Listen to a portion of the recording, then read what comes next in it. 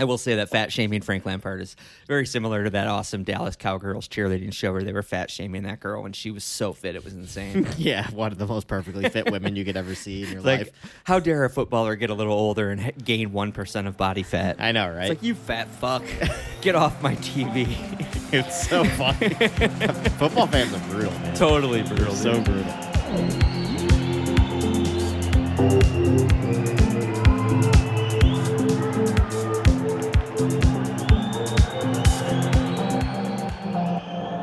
Soccer situation.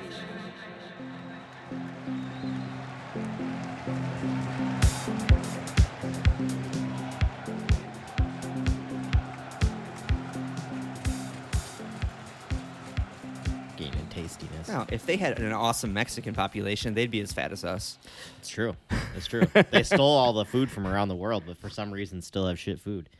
Although their food, I gotta say, their food is actually really good, but it's like only a few things. I know. I just like to talk. Look, I talk shit about the English all the time. Look through my iTunes library. Look through my record collection, my book collection. There's so much English cultural influence. Yeah, I just don't like to admit admit it. it. Let them have it, though. No, you can't Don't let let them them know because they're already cocky assholes. I tell you what, the first day I give a soccer opinion and a Brit doesn't dismiss me as a Yank, I'll start showing them respect. Exactly. Goes both ways, Brits. So anyway, welcome to our second mini episode. This is kind of an impromptu one. Alex and I literally had to stop ourselves from talking because we forgot we were going to record an episode. Yep. So let's dive in. We were talking about some Arsenal players on the books but abroad causing trouble. Yeah. We're talking about Nuno Tavares and Matteo Guendouzi.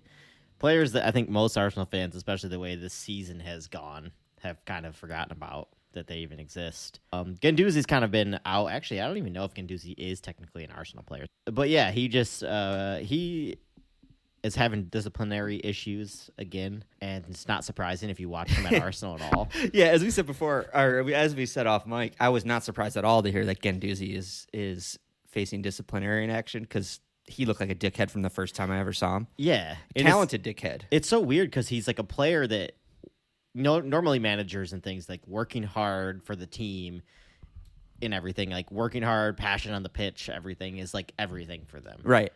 Which he has that. Yes. But he's still just such a dickhead that he can't get past that.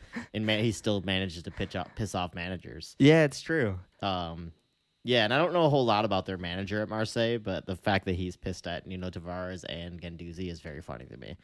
Yeah, it's funny. I think I'm trying to remember the most recent instance of Liverpool having a problematic player that we shoved out on loan, and it's been a long time, and I think that's another side effect of a club starting to be run a little bit better. Yeah. And hopefully I think this is safe to say this will become a thing of the past at Arsenal too, that you're paying partial wages on a player you've been desperate to offload for 3 seasons. Yeah. You know?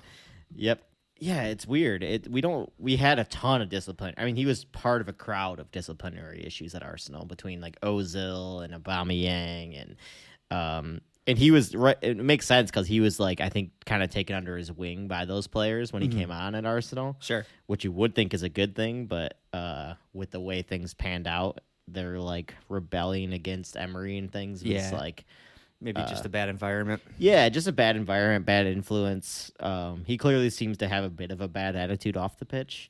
And yeah, I mean, who knows if he'll ever hit the heights of we saw some clear talent from him at Arsenal and at Marseille. But we'll see if he ever actually hits the heights or if his attitude stunts his growth as a player. Yeah, I think I'm pretty confident in making the call at this point that he's stunted. Yeah. He's already stunted. Yeah, I mean, he's 23 now, so he's heading into the prime of his career. So he is younger. That's younger than I thought. I was thinking 26, 27, but, I could see him having a decent career in France. Yeah, actually, if he's that young, he still has plenty of time to settle down mentally.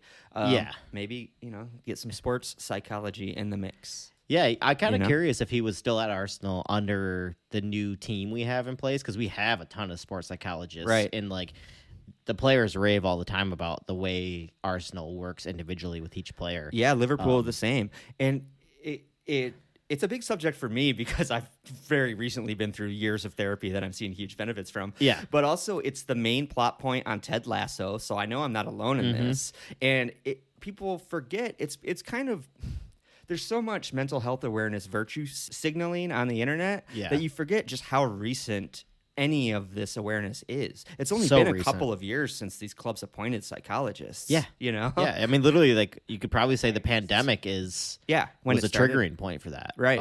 Players were probably suffering mentally hard, and that hopefully will change the game for the better in the future. Yeah.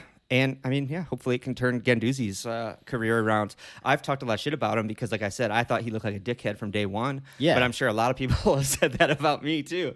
And, yeah, you know, you can change. Yeah, you can change. Yeah. And honestly, like a player like him, if he was able to like make his, I mean, look at Granit Xhaka. Xhaka was on his way out the door, and he was Right. able to turn it around. Totally. Not saying that's going to happen for Gendouzi. That's a but- great example, though. But yeah, I mean, it could turn around for him. For sure. What better example could you find than Granit Xhaka there? Yeah, Xhaka literally walked off the pitch, Yeah, he had a public throwing meltdown. the armband, swearing at the fans. It looked irredeemable. Yeah, he was out the door. He was gone that summer for sure. And Arteta and his team brought him under their wing and like convinced him of the project and convinced him that he could turn it around, and he did. And now look at him; he's like one of the Arsenal fans' favorite players. Yeah, it's a crazy turnaround. But Tavares is a weird one because he went over there and started off really hot, but also like not in a way that left back should, scoring goals. Yeah. He scored like 6 or 7 goals. Did he do that well right out the gate? Yeah, like really early. He was lighting up Marseille, the French league. Oh, in Marseille. I thought you meant when no, he came not to at Arsenal. No, he was embarrassing at Arsenal. I was gonna say, I feel like I remember him like missing a bunch, like just missing a bunch of screamers. Yeah, like, almost he- looking good. He kind of But- he's classic player where he's like super fast, all action,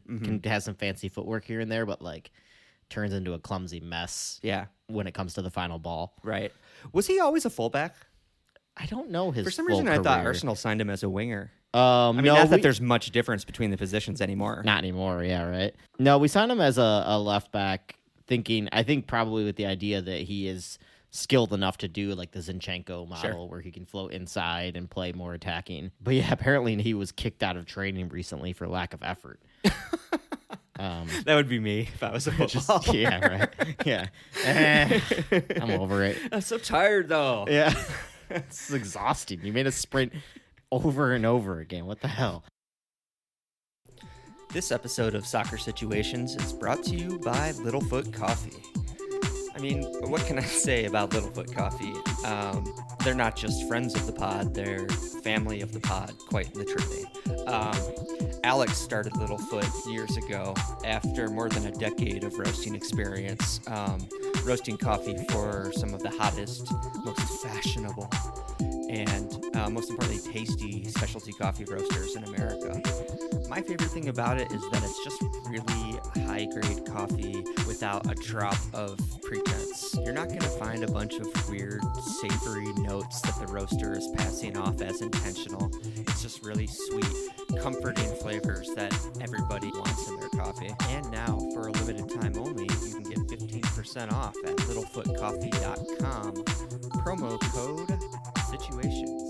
Once again, you can get 15% off at littlefootcoffee.com using the promo code SITUATIONS.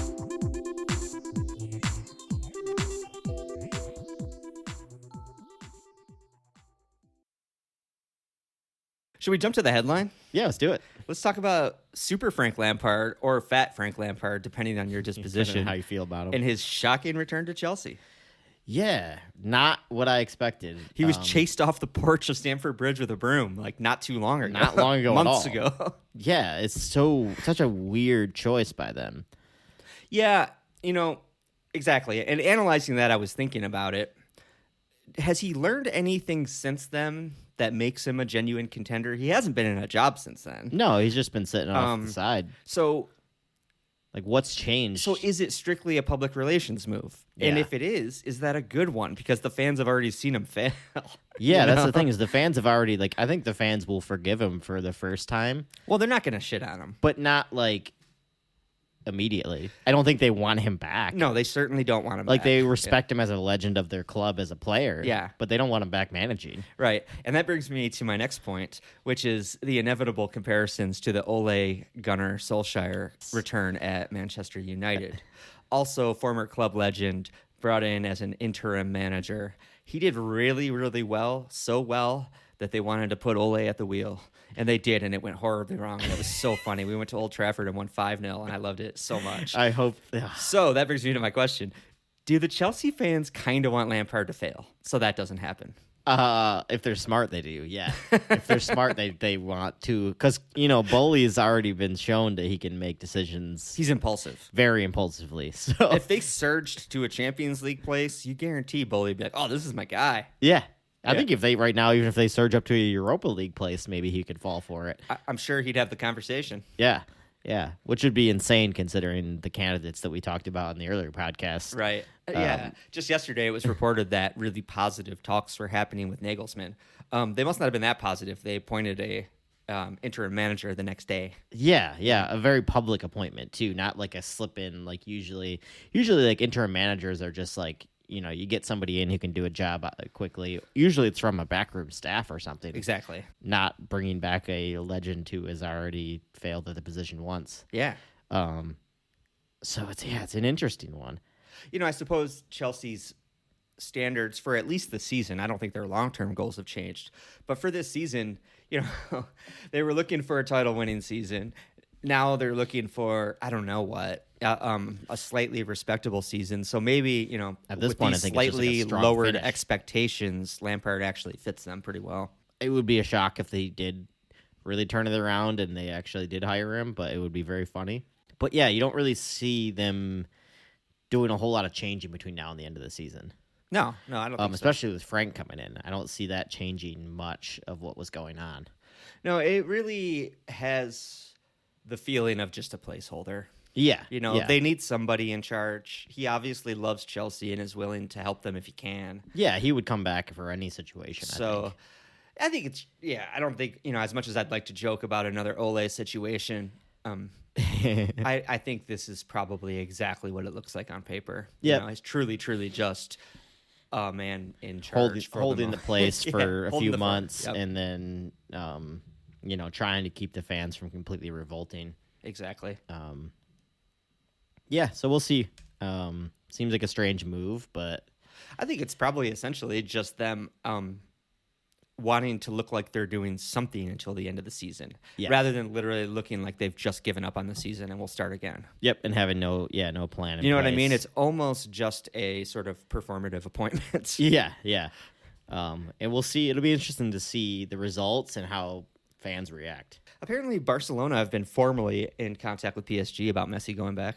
Really? Yeah, have you heard about that? I have not. I've seen plenty of headlines saying, like, where will Messi play next? Yeah, it looks like it's going to happen, and I hope to God it does. Yeah. PSG's a disgusting club. Did you see True. the fans booing Messi at the Parc des Princes last week?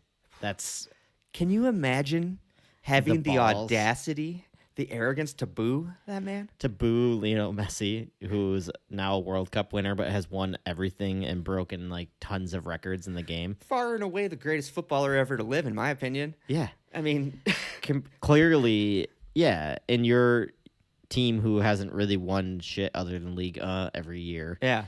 And you're going to boo him off. You're going to boo this man? Get that That's man back to insane. Barcelona so I can start fucking burning the memory of him being at Paris at all out of my mind. Yeah. Yeah, it is a sad blip on his career. it Yeah, feels I like. just want a great visual spectacle of him having one more season in La Liga and then retiring and being loved, and I'll just erase the Paris part. just I can get do rid- that. Yeah, totally. I can definitely do that. Win another trophy at La Liga. Yeah. Do it up. Go out with images of him celebrating in a Barca jersey and wrap it up. Yeah. Speaking of trophies in La Liga, let's pivot real quick. Did you see yeah. Copa? They're not going to win the Copa del Rey this year. Yeah, they do need. Maybe they need Messi back. Yeah, Madrid went to the Camp Nou and spanked Barca. That doesn't happen too often. Does not happen often in that match. A lovely Karim Benzema hat trick. Yeah, Benzema, the guy can't stop. Benzema and Vinny, those two are unstoppable, dude. Yeah, and Benzema, like, how is the guy just hasn't slowed down in his career at all. I know. What a consistent, underrated player he is. Isn't it astounding how it sounds silly to say he's not respected? Yeah. He's not respected the way he should be. No, People not talk at all. about fucking idiot Zlatan Ibrahimovic like he's some kind of god. Give Yeah. me Benzema all day, every day, dude. Yeah, Benzema's an unreal player. He just produces for Yeah. you. Yeah, and he produces nonstop for Madrid. And I remember for years Arsenal were linked with him. because everyone was saying he wasn't good enough for Madrid. Every single year, he was supposedly going to get pushed out of Madrid. And I was so excited about those. I was like, oh my God, please give us Benzema. Right. Please give us Benzema. Luckily, somebody at the top for Madrid was smart enough to not let him go. Yeah. Because, what a player he's been for them. Yeah, he's 35, and he's showing no signs of slowing down. No, he's pulling a Lewandowski. If you follow our stories, you probably saw that Romelu Lukaku was sent off this week for saluting, responding, and mocking some racist fans in Turin. Yeah. It's not much of a headline, but I saw that Juve was handed a one-match stadium closure, so they'll be playing behind closed doors their next home game. It's probably not enough, but it's better than nothing. Yeah, I mean, I guess, at least they did something. But yeah, it's just disgusting. Fucking Italy, man. Italy of all the countries, European countries in football. Yeah, it come just on, Italy. never stops. I'm planning to retire in you, Italy. You got to straighten out the fascism bit before I get there. Yeah, get it figured out already. How do you guys care about this anymore? You just have amazing pasta, beautiful women, beautiful weather, beautiful everything. Be like Why Spain, do you guys bro. care? Just be more chill. Why you got to be so racist? Doesn't make any sense. I honestly, to this day, still never understand when I see a player, like a black player, choose to go to the Italian league to play. Yeah, obviously that's not for us to tell them how to live their lives, but it's a thought that occurs. Like I don't understand it. Granted, sadly, there's racism in every league, and that's what they would say. A lot. I lived in Texas for a while, but traveled through the deep South for my job when I was down there, and a lot of like the black people in the South. When I expressed that, like, man, it's kind of like rough living down here, especially in Mississippi and so. Yeah, and that's what they would say. Is like, man, they're just as racist up north. They just hide it differently. It's true. And coming to Michigan here, I can't really argue with that. It's like Midwest nice, man. Yeah, exactly. So it's easy for us to simplify that conversation when we see a black man going to Italy, but obviously on the ground, it's a different experience. Yeah, obviously and I'm sure most of their lives in Italy are lovely.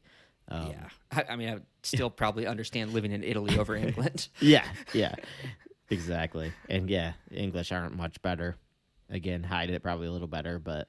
Oh, dude, England is so xenophobic. It's crazy. Yeah. They're so xenophobic that xenophobic headlines and captions still routinely make it into their media and don't get commented on at all. Yeah, what it's I a mean? normal thing for them. Yeah, their coverage is so slanted. It's wild. Yeah, it is. It is. It's funny because I go to BBC for so much American news, but then it's like the English side of the news. I'm like, I don't know if I trust it. That's pretty funny. Bruce, you be quiet. Bruce, you talking? You got something to say, Bruce, about this? While we're talking shit about England, let's talk about Newcastle and Saudi Arabia for a second. Yeah, go into it. We wanted to keep this mini episode pretty light, so I don't want to beat up on this too much, but The Athletic just dropped a bombshell, and I have to talk about it a little bit. Yeah. So they just revealed, I think, roughly 60 pages of emails back and forth between the UK government and Saudi Arabia, which revealed 2 years before the Newcastle takeover, the Saudi government committed $30 billion in British investment. And when that takeover faced review a couple of years later, those Saudis effectively held the UK hostage. They warned of severe financial consequences for the government if the takeover didn't happen. Yeah. Especially because it goes beyond football even. Right. Like this is governments talking together, not even like this didn't even involve Newcastle's hierarchy. Right. I think there was an email specifically from Boris Johnson warning of the fallout of the failure of that takeover, which is just disgusting because now the Premier League just introduced a recent addition to their, I guess, requirements to be a fit and proper person to own a Premier League team. Yeah. They just added that you can't have any human rights abuses on your record. I love it how that was just added. Right. Like we should probably add that too. Exactly. And now Saudi Arabia's human rights abuses are extremely well documented. Yeah. And so There's no now hiding it. when the government is asked questions about that review for their fitness of ownership, Yeah. the UK government is now saying it's the Premier League's issue. It's not a government. We weren't involved in the takeover. Of course they're passing it down. Now we're seeing, of course, they were very much involved in the takeover. They were afraid of forced the losing hand. $30 billion from Saudi Saudi Arabia. government. Yeah. Yeah. So this Newcastle ownership is, at this point, I think, just as clearly bogus as the Qatar World Cup was. The corruption for that World Cup was right out in the open, and no one did shit about it for 12 years. Yep. And then we're seeing the same thing with this Newcastle ownership situation now. Highly doubt anything will be done about it. No, $30 billion. What did they... They forced Roman Abramovich to sell his club over the war in Russia and Ukraine. Right. Why are we not doing the same to Saudi Arabian government who owns... And again, it's because the British government has a good relationship with Saudi Arabia and makes a lot of money with them. Yep. They probably don't have as good a relationship with Russia anymore, so they were able to burn that bridge. Yep. There's a good weekend of football coming up. Let's just think about that and enjoy that. Yeah, because we do have one of the most epic endings to a season we're ever going to see. So it's true. This is going to be such an awesome season. Yeah. Even though Liverpool are shit. Yeah. It's fine. At least you have that to look forward to. Like, you at least have some excitement at both ends of the table. What else do you want to talk about? Yeah, just I'm excited for Sunday. I'm nervous for Sunday, but excited. You mean Easter? Yeah, Easter Sunday. I don't know if the bunny's going to show up or not. Leopold, is the bunny going to show up? Are you afraid that Liverpool are going to rise from the dead on Easter? Yeah, I am afraid of it. Yeah, I am. And Klopp's playing mind games now. He's resting random players. Dude, Liverpool about to roll back the stone. What is he doing? What is he doing over there? They're going to utter the great line from Jesus. If you strike me down, I'll become more powerful than you can ever imagine. I think it was Jesus that said that. Yeah, it sounds like a Jesus quote, I think. I think those player rests were literal. I mean, Trent and Mo were out on form. Virgil was out sick. Yeah. I don't think you have to worry that they were being rested for some kind of onslaught this weekend. Yeah. Yeah. I mean, it's just, I think every game is going to make me have some kind of nervous suspicion about it from now until the end of the season. Right. Until we're clearly locked in for a title. Yeah, you're only going to get more and more nervous until it's mathematically certain. Yeah. Which is, I guess this is why we do it, right? For the pure anxiety and stress, even though right now it doesn't feel like it. It doesn't feel fun. One last bit of good news for you for the match this weekend. Uh-oh, what's happening? Thiago's back in full training. God damn it. We might have one. You might real have an midfielder. actual midfielder in your team? Yes, exactly. And you tell me Ox isn't going to start against us? Oh, boy, he still might. We got one I said we have one midfielder back. Yeah, it's true. You have one. All right. Sorry, Jordan Henderson. Let's go. Let's call it. Thanks, right. y'all. Everybody, thanks for listening. Be sure to go to your podcast app and leave us a review. Follow us. Leave us Share a 5-star review, not a bad one. Yeah, don't hate on us. And that'll help. Otherwise, have a good weekend, and we'll see you probably on Monday again, I think. Yeah, on Monday again. Yeah. I think we're going to be back to seemingly a normal schedule now, which is good. Yes. Cool. Thanks, y'all. Take it easy. Enjoy the football.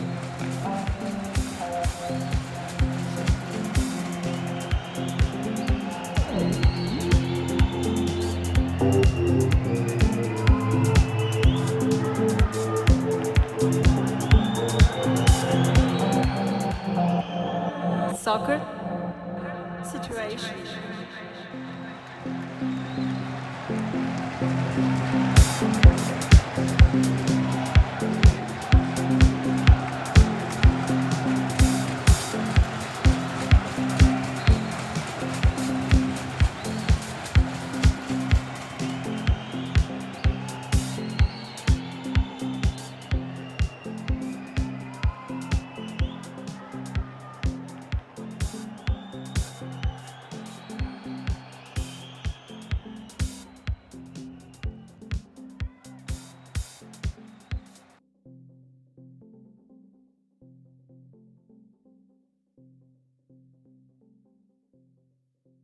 Soccer situation.